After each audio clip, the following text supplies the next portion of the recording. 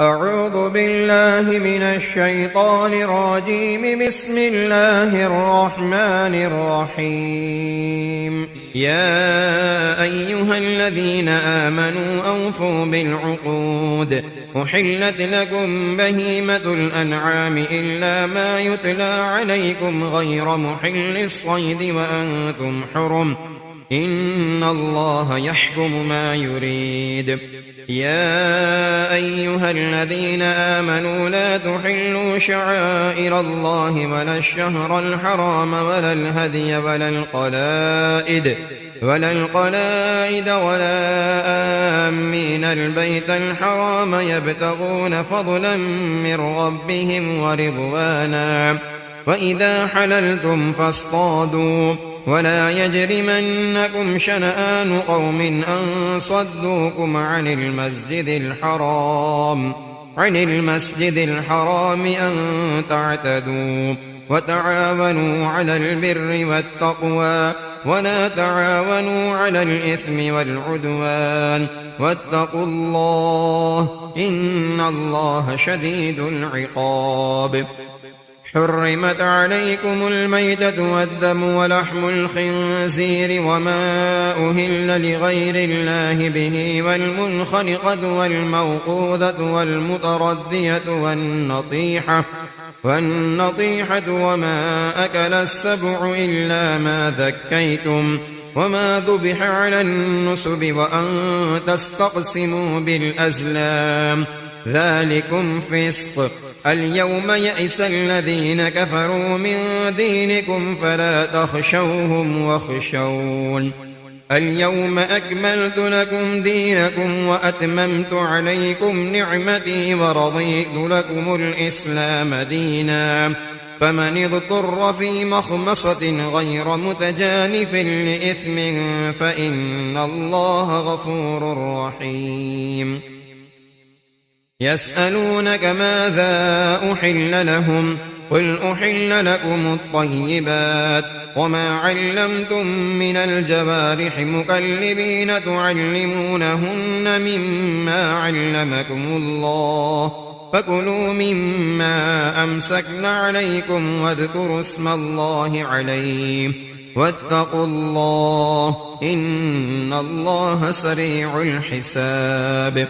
اليوم أحل لكم الطيبات وطعام الذين أوتوا الكتاب حل لكم وطعامكم حل لهم والمحصنات من المؤمنات والمحصنات من الذين أوتوا الكتاب من قبلكم إذا آتيتموهن أجورهن محصنين غير مسافحين ولا متخذي أخدان. ومن يكفر بالإيمان فقد حبط عمله وهو في الآخرة من الخاسرين.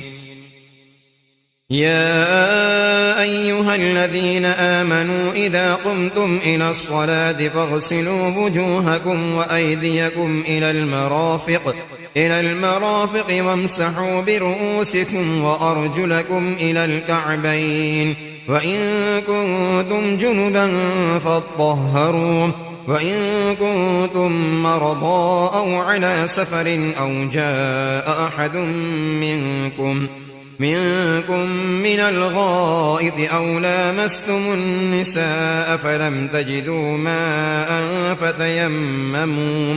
فتيمموا صعيدا طيبا فامسحوا بوجوهكم وأيديكم منه ما يريد الله ليجعل عليكم من حرج ولكن يريد ليطهركم وليتم نعمته عليكم لعلكم تشكرون. واذكروا نعمة الله عليكم وميثاقه الذي واثقكم به إذ قلتم سمعنا وأطعنا واتقوا الله إن الله عليم بذات الصدور. يا أيها الذين آمنوا كونوا قوامين لله شهداء بالقسط ولا يجرمنكم شنآن قوم على ألا تعدلوا اعدلوا هو أقرب للتقوى واتقوا الله إن الله خبير بما تعملون. وعد الله الذين آمنوا وعملوا الصالحات لهم مغفرة وأجر عظيم، والذين كفروا وكذبوا بآياتنا أولئك أصحاب الجحيم. يا أيها الذين آمنوا اذكروا نعمة الله عليكم إذ هم قوم أن يبسطوا إليكم أيديهم فكف أيديهم عنكم واتقوا الله وعلى الله فليتوكل المؤمنون. ولقد أخذ الله ميثاق بني إسرائيل وبعثنا منهم 12 نقيبا وقال الله إني معكم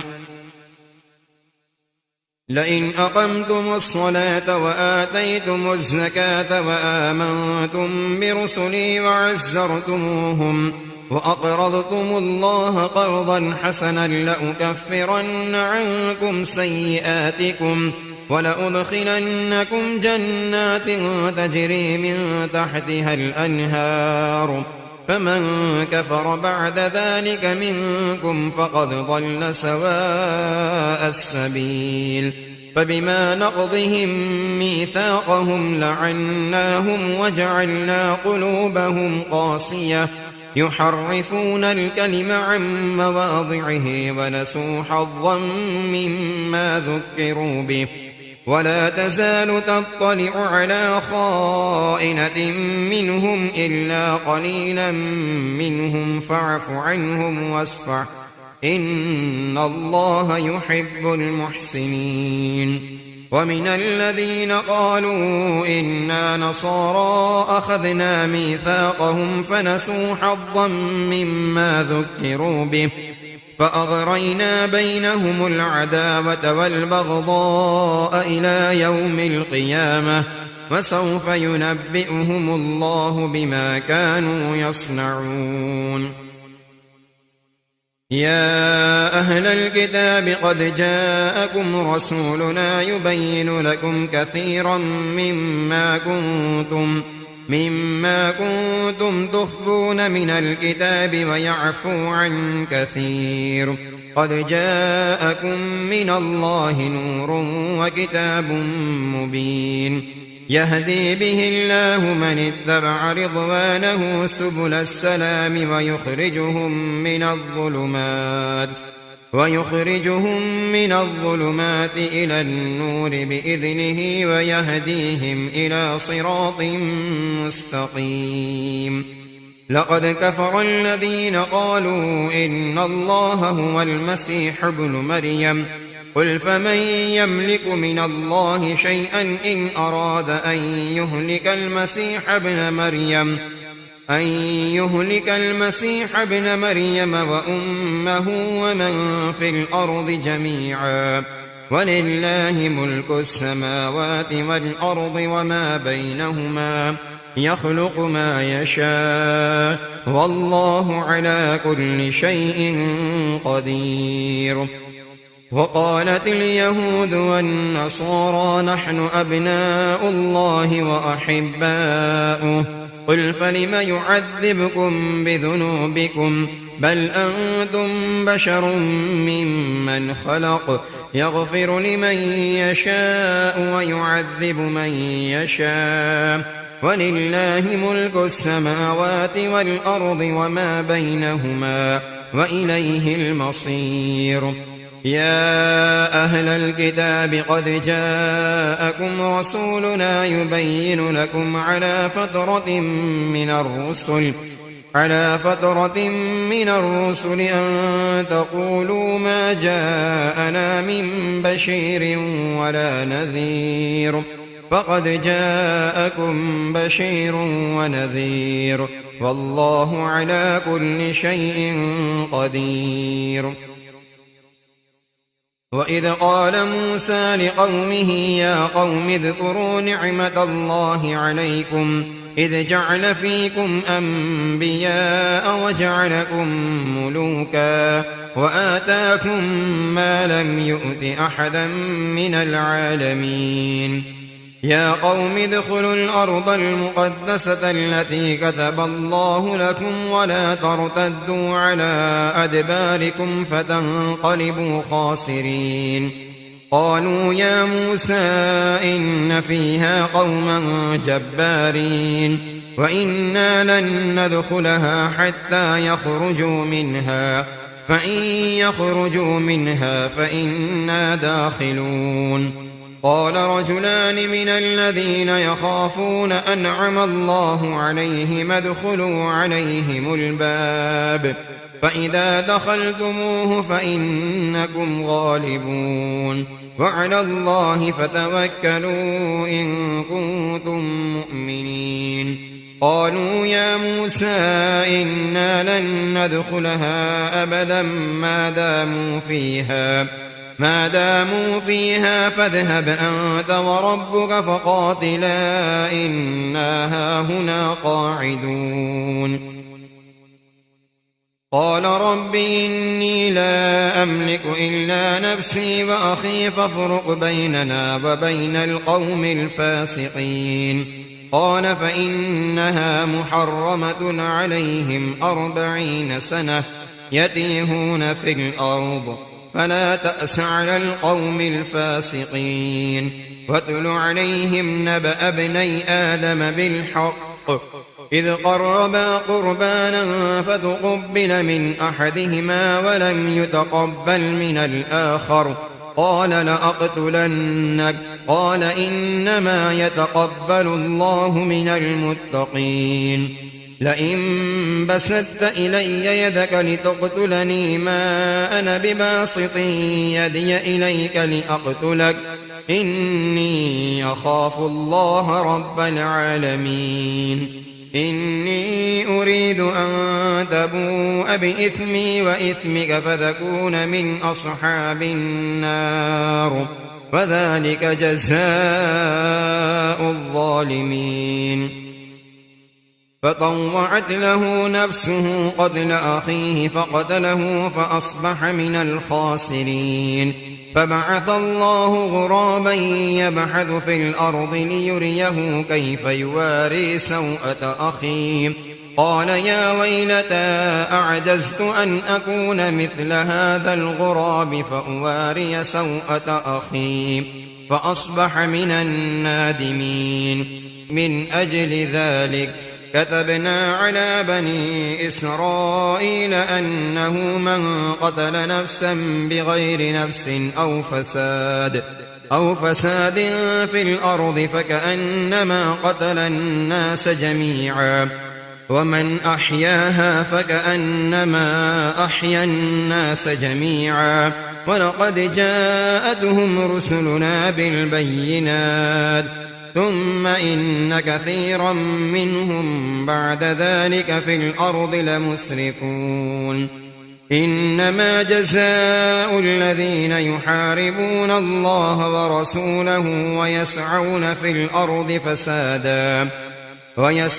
في الأرض فسادا أن يقتلوا أو يصلبوا أو تقطع أيديهم وأرجلهم من خلاف أو ينفوا من الأرض ذلك لهم خزي في الدنيا ولهم في الآخرة عذاب عظيم إلا الذين تابوا من قبل أن تقدروا عليهم فاعلموا أن الله غفور رحيم يا أيها الذين آمنوا اتقوا الله وابتغوا إليه الوسيلة وجاهدوا في سبيله لعلكم تفلحون إن الذين كفروا لو أن لهم ما في الأرض جميعا ومثله معه ليفتدوا به من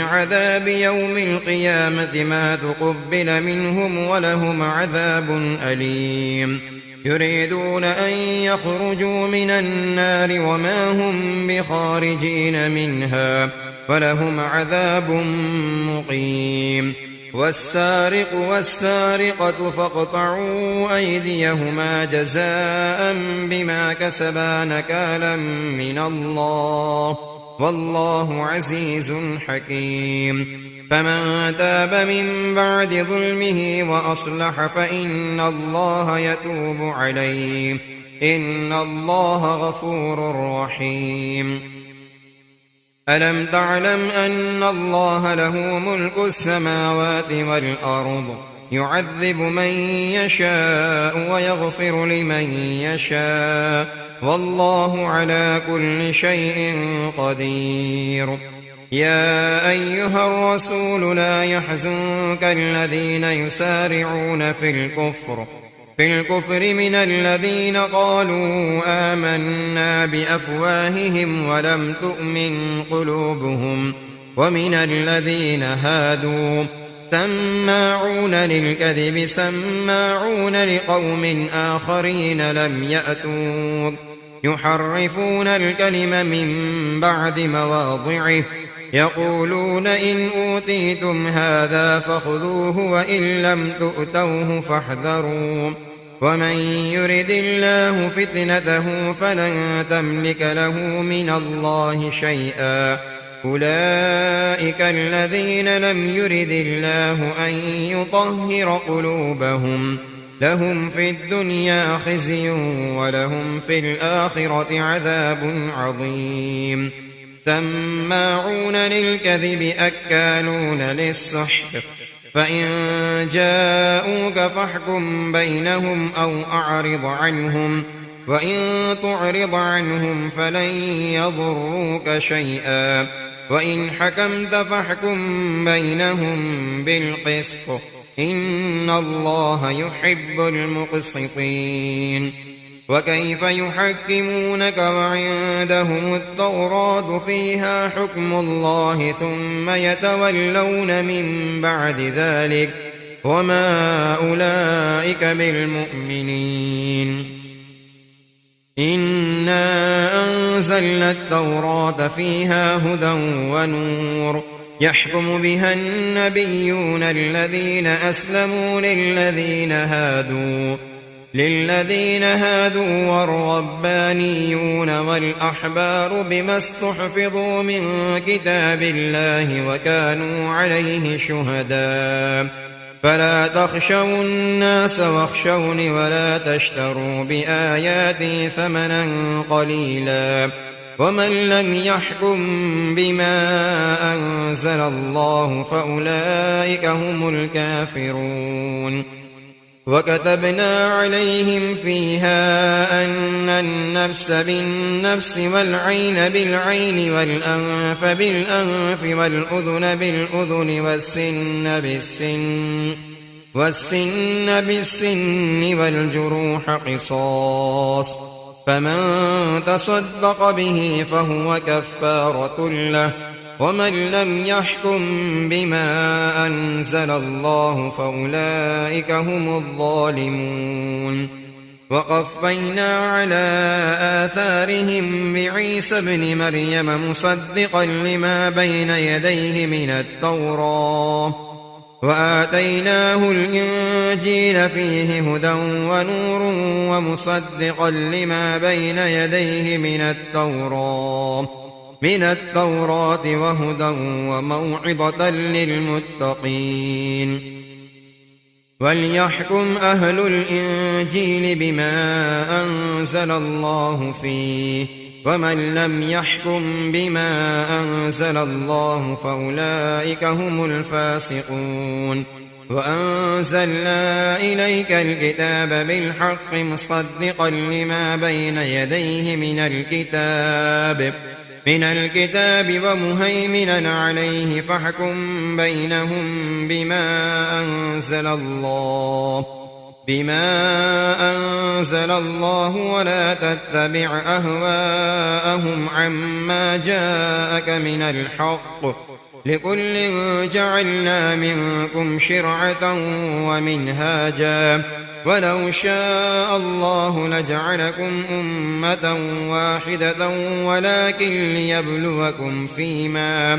فيما آتاكم فاستبقوا الخيرات إلى الله مرجعكم جميعا فينبئكم بما كنتم فيه تختلفون وأن احكم بينهم بما أنزل الله ولا تتبع أهواءهم واحذرهم أن يفتنوك عن بعض ما أنزل الله إليك فإن تولوا فاعلم أنما يريد الله أن يصيبهم ببعض ذنوبهم وإن كثيرا من الناس لفاسقون أفحكم الجاهلية يبغون ومن أحسن من الله حكما لقوم يوقنون يا أيها الذين آمنوا لا تتخذوا اليهود والنصارى أولياء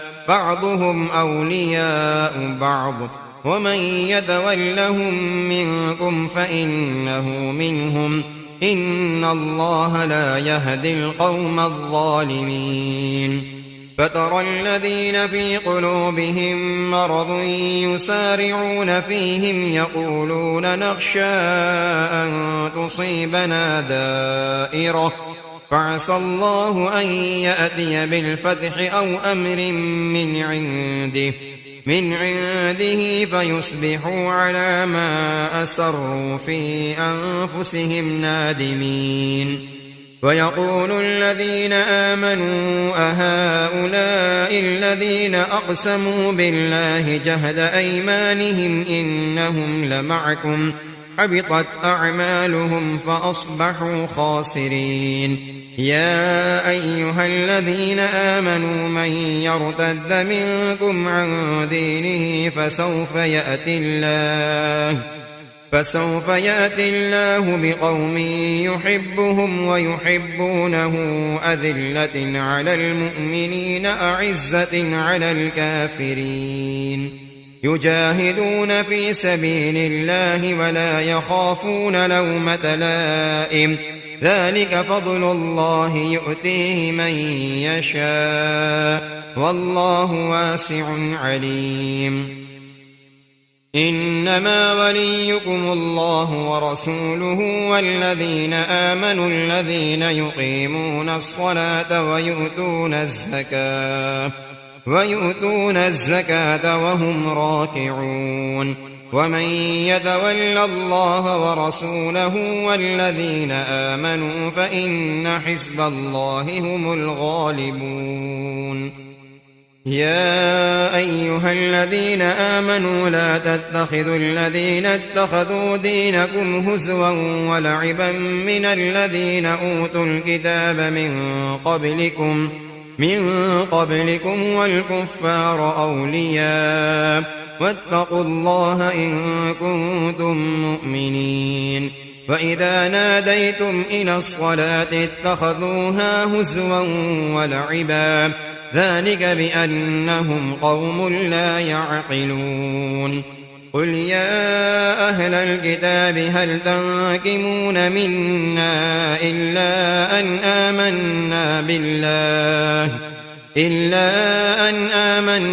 بالله وما أنزل إلينا وما أنزل من قبل وأن أكثركم فاسقون قل هل أنبئكم بشر من ذلك مثوبة عند الله بل لعنه الله وغضب عليه وجعل منهم القردة والخنازير وعبد الطاغوت أولئك شر مكانا وأضل عن سواء السبيل وإذا جاءوكم قالوا آمنا وقد دخلوا بالكفر وهم قد خرجوا به والله أعلم بما كانوا يكتمون وترى كثيرا منهم يسارعون في الإثم والعدوان وأكلهم السحت لبئس ما كانوا يعملون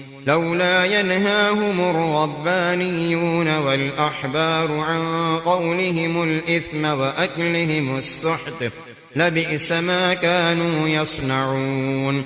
وقالت اليهود يد الله مغلولة غلت أيديهم ولعنوا بما قالوا بل يداه مبسوطتان ينفق كيف يشاء وليزيدن كثيرا منهم ما أنزل إليك من ربك طغيانا وكفرا وألقينا بينهم العداوة والبغضاء إلى يوم القيامة كلما أوقدوا نارا للحرب أطفأها الله ويسعون في الأرض فسادا والله لا يحب المفسدين.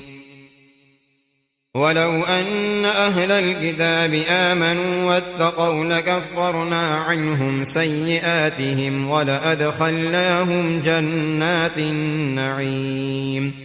ولو أنهم أقاموا التوراة والإنجيل وما أنزل إليهم من ربهم لأكلوا من فوقهم ومن تحت أرجلهم منهم أمة مقتصدة وكثير منهم ساء ما يعملون. يا أيها الرسول بلغ ما أنزل إليك من ربك وإن لم تفعل فما بلغت رسالته والله يعصمك من الناس إن الله لا يهدي القوم الكافرين. قل يا أهل الكتاب لستم على شيء حتى تقيموا التوراة والإنجيل وما أنزل إليكم من ربكم وليزيدن كثيرا منهم ما أنزل إليك من ربك طغيانا وكفرا فلا تأس على القوم الكافرين. إن الذين آمنوا والذين هادوا والصابئون والنصارى من آمن بالله واليوم الآخر وعمل صالحا فلا خوف عليهم ولا هم يحزنون. لقد أخذنا ميثاق بني إسرائيل وأرسلنا إليهم رسلا كلما جاءهم رسول بما لا تهوى أنفسهم فريقا كذبوا وفريقا يقتلون. وحسبوا ألا تكون فتنة فعموا وصموا ثم تاب الله عليهم ثم عموا وصموا كثير منهم والله بصير بما يعملون. لقد كفر الذين قالوا إن الله هو المسيح ابن مريم وقال المسيح يا بني إسرائيل اعبدوا الله ربي وربكم إنه من يشرك بالله فقد حرم الله عليه الجنة ومأواه النار وما للظالمين من أنصار. لقد كفر الذين قالوا إن الله ثالث ثلاثة وما من إله إلا إله واحد وإن لم ينتهوا عما يقولون ليمسن الذين كفروا منهم عذاب أليم. أفلا يتوبون إلى الله ويستغفرونه والله غفور رحيم. ما المسيح ابن مريم إلا رسول قد خلت من قبله الرسل وأمه صديقة كانا يأكلان الطعام انظر كيف نبين لهم الآيات ثم انظر أنا يؤفكون. قل أتعبدون من دون الله ما لا يملك لكم ضرا ولا نفعا والله هو السميع العليم. قل يا أهل الكتاب لا تغلوا في دينكم غير الحق ولا تتبعوا أهواء قوم قد ضلوا من قبل وأضلوا كثيرا وضلوا عن سواء السبيل. لعن الذين كفروا من بني إسرائيل على لسان داود وعيسى بن مريم ذلك بما عصوا وكانوا يعتدون. كانوا لا يتناهون عن منكر فعلوه لبئس ما كانوا يفعلون. ترى كثيرا منهم يتولون الذين كفروا لبئس ما قدمت لهم أنفسهم أن سخط الله عليهم وفي العذاب هم خالدون. ولو كانوا يؤمنون بالله والنبي وما أنزل إليه ما اتخذوهم أولياء ولكن كثيرا منهم فاسقون. لتجدن أشد الناس عذابة للذين آمنوا اليهود والذين أشركوا ولتجدن أقربهم مودة للذين آمنوا الذين قالوا إنا نصارى ذلك بأن منهم قسيسين ورهبانا وأنهم لا يستكبرون. وإذا سمعوا ما أنزل إلى الرسول ترى أعينهم تفيض من الدمع مما عرفوا من الحق يقولون ربنا آمنا فاكتبنا مع الشاهدين. وما لنا لا نؤمن بالله وما جاءنا من الحق ونطمع أن يدخلنا ربنا مع القوم الصالحين. فأثابهم الله بما قالوا جنات تجري من تحتها الأنهار خالدين فيها وذلك جزاء المحسنين. والذين كفروا وكذبوا بآياتنا أولئك أصحاب الجحيم. يا أيها الذين آمنوا لا تحرموا طيبات ما أحل الله لكم ولا تعتدوا إن الله لا يحب المعتدين. فكلوا مما رزقكم الله حلالا طيبا واتقوا الله الذي أنتم به مؤمنون. لا يؤاخذكم الله باللغو في أيمانكم ولكن يؤاخذكم بما عقدتم الأيمان. فكفارته إطعام 10 مساكين من أوسط ما تطعمون أهليكم أو كسوتهم أو تحرير رقبة. فمن لم يجد فصيام 3 أيام ذلك كفارة أيمانكم إذا حلفتم واحفظوا أيمانكم كذلك يبين الله لكم آياته لعلكم تشكرون. يا أيها الذين آمنوا إنما الخمر والميسر والأنصاب والأزلام رجس من عمل الشيطان فاجتنبوه لعلكم تفلحون. إنما يريد الشيطان أن يوقع بينكم العداوة والبغضاء في الخمر والميسر ويصدكم عن ذكر الله وعن الصلاة فهل أنتم منتهون. وأطيعوا الله وأطيعوا الرسول واحذروا فإن توليتم فاعلموا أنما على رسولنا البلاغ المبين. ليس على الذين آمنوا وعملوا الصالحات جناح فيما طعموا إذا ما اتقوا وآمنوا إذا ما اتقوا وآمنوا وعملوا الصالحات ثم اتقوا وآمنوا ثم اتقوا وأحسنوا والله يحب المحسنين. يا أيها الذين آمنوا ليبلونكم الله بشيء من الصيد تناله أيديكم ورماحكم ليعلم الله من يخافه بالغيب فمن اعتدى بعد ذلك فله عذاب أليم.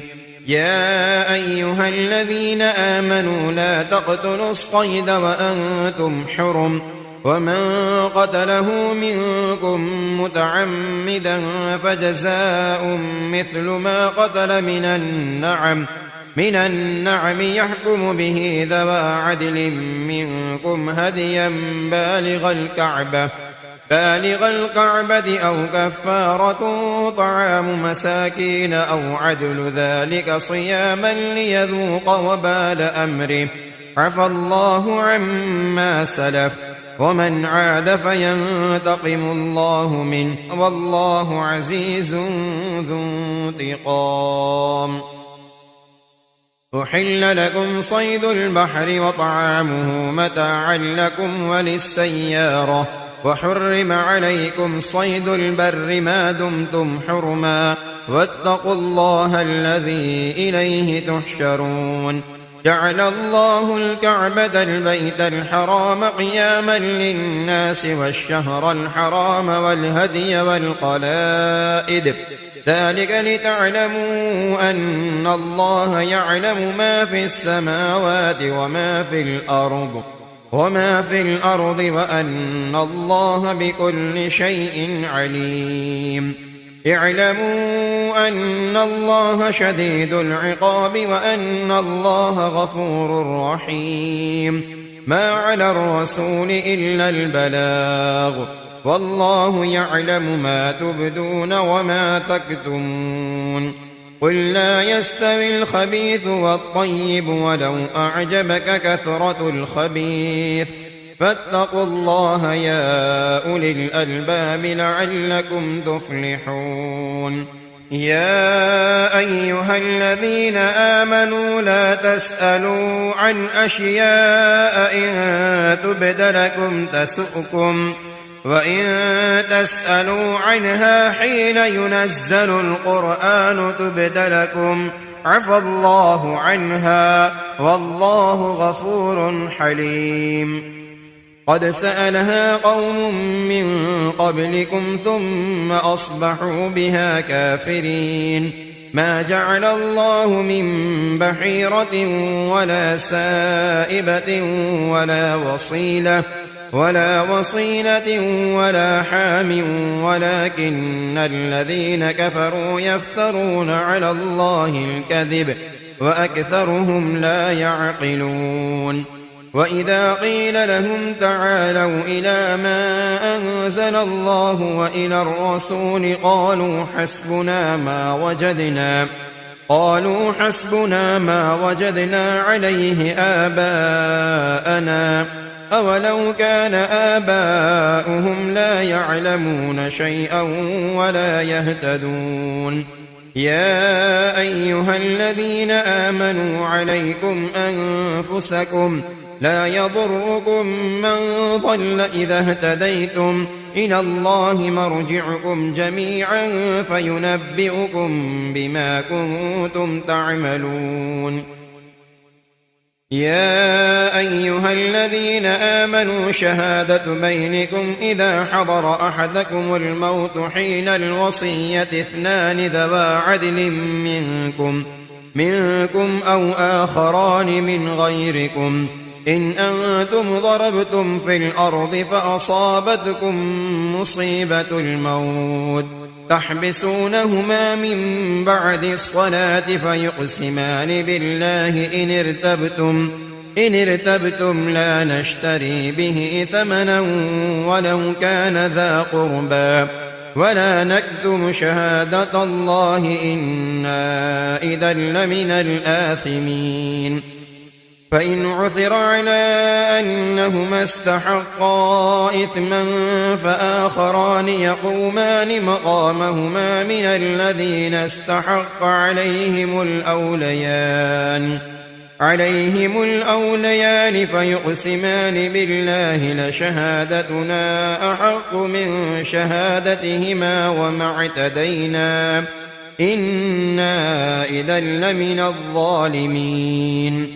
ذلك أدنى أن يأتوا بالشهادة على وجهها أو يخافوا أن ترد أيمان بعد أيمانهم واتقوا الله واسمعوا والله لا يهدي القوم الفاسقين. يوم يجمع الله الرسل فيقول ماذا أجبتم قالوا لا علم لنا إنك أنت علام الغيوب. إذ قال الله يا عيسى ابن مريم اذكر نعمتي عليك وعلى والدتك إذ أيدتك بروح القدس تكلم الناس في المهد وكهلا وإذ علمتك الكتاب والحكمة والتوراة والإنجيل وإذ تخلق من الطين كهيئة الطير بإذني فتنفخ فيها فتكون طيرا بإذني وتبرئ الأكمه والأبرص بإذني وإذ تخرج الموتى بإذني وإذ كففت بني إسرائيل عنك إذ جئتهم بالبينات فقال الذين كفروا منهم إن هذا إلا سحر مبين. وإذ أوحيت إلى الحواريين أن آمنوا بي وبرسولي قالوا آمنا واشهد بأننا مسلمون. إذ قال الحواريون يا عيسى ابن مريم هل يستطيع ربك أن ينزل علينا مائدة من السماء قال اتقوا الله إن كنتم مؤمنين. قالوا نريد أن نأكل منها وتطمئن قلوبنا ونعلم أن قد صدقتنا ونكون عليها من الشاهدين. قال عيسى ابن مريم اللهم ربنا أنزل علينا مائدة من السماء تكون لنا عيدا لأولنا وآخرنا وآية منك وارزقنا وأنت خير الرازقين. قال الله إني منزلها عليكم فمن يكفر بعد منكم فإني أعذبه عذابا لا أعذبه أحدا من العالمين.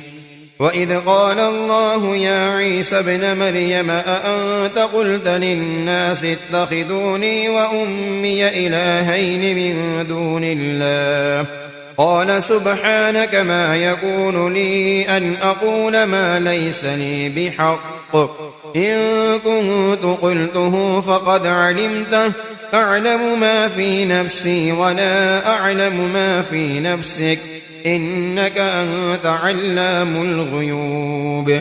ما قلت لهم إلا ما أمرتني به أن اعبدوا الله ربي وربكم وكنت عليهم شهيدا ما دمت فيهم فلما توفيتني كنت أنت الرقيب عليهم وأنت على كل شيء شهيد. إن تعذبهم فإنهم عبادك وإن تغفر لهم فإنك أنت العزيز الحكيم. قال الله هذا يوم ينفع الصادقين صدقهم لهم جنات تجري من تحتها الأنهار خالدين فيها أبدا رضي الله عنهم ورضوا عنه ذلك الفوز العظيم. لله ملك السماوات والأرض وما فيهن وهو على كل شيء قدير. صدق الله العظيم.